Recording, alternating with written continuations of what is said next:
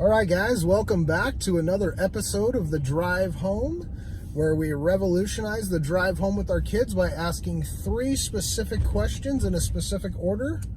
What was awesome at school today? What did you learn? And what was something unexpected? So we're about to pick up Ashton, sitting here waiting on us, and let's get him in the car and get started. What's up, buddy? What's I was a little late.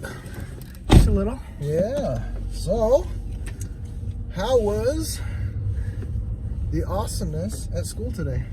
So today I'd actually like to start off with the final question. Nope. Which is, you can't change the order. but Nope. Save the awesome for the end. What? Be excited for the end. Hold the gold nugget. What are you That's talking the about? treasure. You can't start out with the last thing. Well, no. It's because it goes like chronologically, like the unexpected thing first. No way. No, we have to ask this in a certain order, so you answer awesome first, and then we go into more awesome and even more awesome. Well, but I if I don't, like, it doesn't make sense. Okay, so we're gonna get real confusing, right? So let's start out of chronological order, and you can go backwards. What? Let's just try it.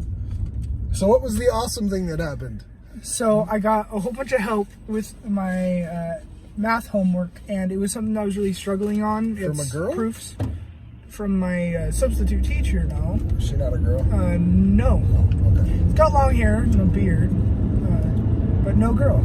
The thing was that like I thought at the beginning of the semester it was going to be really easy because we were focusing less on formulas and more on triangles and shapes, and it was for a while because I understood it better because it was like a visual thing that I could like comprehend more. But now that we're getting into proofs, which is like he was talking to you about it a lot, the sub was, and he's like proofs are one of the hardest things you can do in math.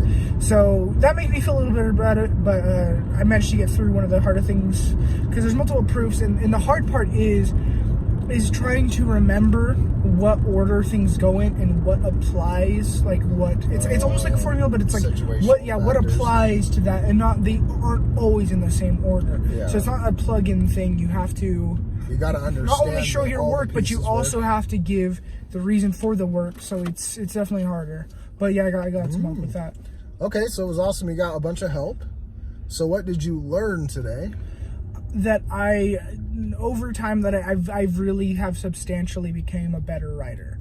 And it's kind of been an accumulation thing because I'm posting to so many different social medias, and I have to like refine some of my stories for like the writing contest and stuff, that I'm going back to these and I can see so many mistakes, and I could rewrite them like 1,000 times better, and just that like every single story I could rewrite better. So your self-evaluation is now coming back to improve the quality of what you learned from. That's awesome, dude.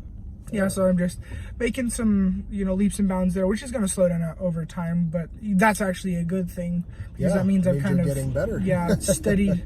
Less room for improvement, so that's cool, man. Okay, so let's get to the excitement. What was the big thing that happened that was unexpected? It wasn't a big thing. It was like the reason that I needed help with homework is because today we had a test, and for math, and I didn't know. He must have told us once or twice, but I didn't really.